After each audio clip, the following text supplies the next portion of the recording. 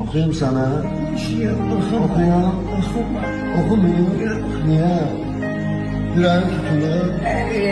Aklın bağlı sende. Niye yüreğim tutulur okuma yine. Alacan bağrımda neylemişem ben. Öz canımı kurban eylemişem ben. İki kelime danıştım ayrıldım benden. Kalbimi şuur eledi şirin dilleri.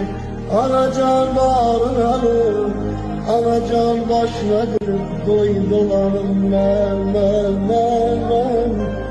Ben o sevgilime hayranım ben. Anacan eşkotla yanmamışam ben.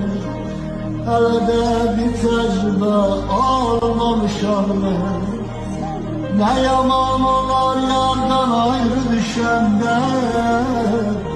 Orada yakşı yaman kalmamışam. Anacan alın, anacan baş verin. Koy dolanım ben. Benim o sevgilime hey kalan.